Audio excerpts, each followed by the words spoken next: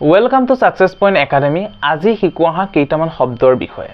এই শব্দকেইটা এনেকুৱা যে সিঙ্গুলাৰ পৰা প্লুৰেল নাম্বাৰ কৰোতে কি হৈ যাব শব্দবিলাক অলপ ইৰেগুলাৰ ভাবে সলনি হ'ব। আমি যেতিয়া কোনো এটা শব্দ সিঙ্গুলাৰ পৰা প্লুৰেল নাম্বাৰ কৰো তেতিয়া তাক আমি s বা es লগাই দিলে সিঙ্গুলাৰ পৰা প্লুৰেল হৈ যায়। কিন্তু ইংৰাজীত এনেকুৱা কিছুমান শব্দ আছে যি শব্দকেইটা সিঙ্গুলাৰ পৰা প্লুৰেল কৰোতে তাৰ ভিতৰ শব্দটো চেঞ্জ হৈ যাব কিন্তু তাত s বা es আমি যোগ হোৱা দেখিবলৈ পোৱা নাযাওঁ। ঠিক আছে, ফাৰ্স্ট আমাৰ যেটো ভাৱেল থাকে আমাৰ ভাৱেল থাকিব a e i o u তাৰ ওপৰত বেছ কৰি কিছুমান শব্দ সিঙ্গুলাৰ পৰা প্লুৰেল হোৱা দেখা পোৱা যায়। ভাৱেলৰ ওপৰত বেছ কৰি আমাৰ সলনি হোৱা দেখা যায়। এতিয়া ফাৰ্স্ট আমাৰ যদি চাওঁ মেন তো আমি যদি চাওঁ যেতিয়া প্লুৰেল ফৰ্ম হৈ যাব ই কি হৈ যাব মিন। মাজত থকা যেটো a e i o u a to কি হৈ যাব ই হৈ যাব ভাৱেল to চেঞ্জ হৈ যাব। তাৰ পিছত আমি যদি চাওঁ মাউস to কি হৈ যাব মাইস হয়। ঠিক তাৰ পিছত হৈ যাব আমাৰ ফুট to হৈ যাব আমাৰ তাৰ পিছত আমাৰ আৰু টুথ to হৈ যাব টিথ হয়। এনে ধৰণৰ কিছুমান শব্দ থাকিব যিকিটা শব্দ ভাৱেলৰ ওপৰত বেছ কৰি সলনি। নেক্সট আমাৰ থাকিব কেইটামান শব্দ যিকিটা কোনো ধৰণৰ সলনি নহয় সিঙ্গুলাৰ পৰা প্লুৰেল ফৰ্ম কৰিলে কোনো ধৰণৰ শব্দটো সলনি হোৱা আমি দেখিবলৈ পোৱা নাযায়। যেনে শিপ আমি প্লুৰেল কৰিলো কি থাকিব শিপ থাকিব। ডিয়াৰ আমি প্লুৰেল কৰিলো কি থাকিব ডিয়াৰ থাকিব। ঠিক তেনেদৰে আৰু কিছুমান শব্দ আছে যেনে এয়াৰক্ৰাফ্ট এইটো যদি সিঙ্গুলাৰ থাকে আমি প্লুৰেল কৰিলেও কি হৈ যাব ই এয়াৰক্ৰাফ্টে হৈ থাকিব। আৰু ইয়াৰ উপৰিও আৰু কিছুমান শব্দ আছে শিপ ডিয়াৰ এয়াৰক্ৰাফ্ট আৰু আছে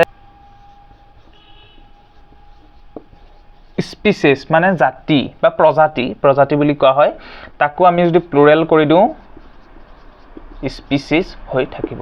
তো এনেকুৱা ধৰণৰ শব্দবিলাকৰ কি হৈ যায় কোনো ধৰণৰ বিশেষ সালসলনি দেখিবলৈ পোৱা নাযায়। আমি প্লুৰেল ফৰ্ম বা সিঙ্গুলাৰ ফৰ্ম আমি যদি ইউজ কৰো তেতিয়াহ'লে আমি সেম ওয়াৰ্ড ইউজ কৰিব। ইয়াৰ পিছত থাকিব কেইটামান গ্ৰীক বা লেটিন ৱৰ্ড যাক প্ৰথম কোৱা হয় ক্ৰাইটেৰিয়নটো আমি যেতিয়া প্লুৰেল ফৰ্ম কৰিম ইয়াক কোৱা হ'ব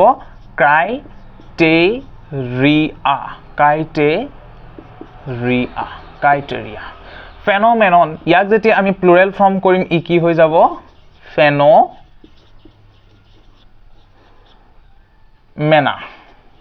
তাৰ পিছত ফাংগাটো আমি প্লুৰেল ফৰ্ম কৰিলে কি হৈ যাব ফাংগি।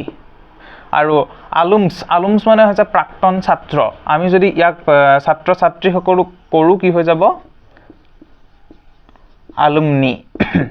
এনে ধৰণে আমাৰ লেটিন বা গ্ৰীক ভাষাত থকা কিছুমান শব্দ কি হৈ যায় সলনি হোৱা দেখিবলৈ পোৱা যায়।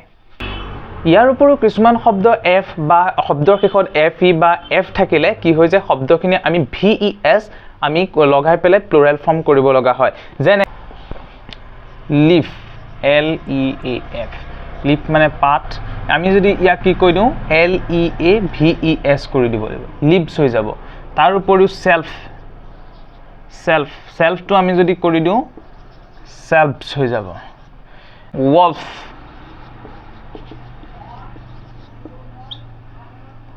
ves wolves। ইয়াৰ উপৰিও কিছুমান কমপ্লিটলি ইৰেগুলাৰ কিছুমান প্লুৰেল ফৰ্মছ থাকিব যেনে চাইল্ড এইটো কমপ্লিটলি ইৰেগুলাৰ প্লুৰেল ফৰ্মছ বুলি কোৱা হয়। চাইল্ড থাকিলে আমাৰ কি হৈ যাব চিলড্ৰেন হৈ যাব। অক্স থাকিলে কি হৈ যাব অক্সেন হৈ যাব। পাৰ্সন থাকিলে কি হৈ যাব পিপল হৈ যাব। গতিকে এনে ধৰণৰ শব্দবিলাক কি হৈছে কমপ্লিটলি ইৰেগুলাৰ ফৰ্মছ ইয়াত ইউজ হয়। গতিকে এনে ধৰণৰ কিছুমান প্লুৰেল ফৰ্মছ আমাৰ দেখিবলৈ পোৱা যায় ইংৰাজীত যিবিলাকে কি হয় তাৰ নিজস্ব নিয়ম অনুসৰি সলনি হৈ যায়। ইয়াৰ ওপৰত আমি বিস্তৃতভাৱে আলোচনা কৰিবলৈ চেষ্টা কৰিম। এইটো ভিডিঅ'ত ইমানলৈকে থাকিলে আৰু আমাৰ লগত জড়িত হৈ থাকিব সাকসেস পইণ্ট একাডেমি এপটো ডাউনলোড কৰিব।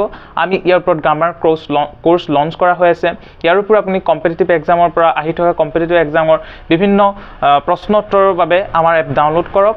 প্লে ষ্ট'ৰৰ পৰা আৰু ফেচবুক পেজটো ফ'ল' কৰক, ইউটিউবত ছাবস্ক্ৰাইব কৰক, ইনষ্টাগ্ৰামত ফ'ল' কৰিবলৈ নাপাহৰিব।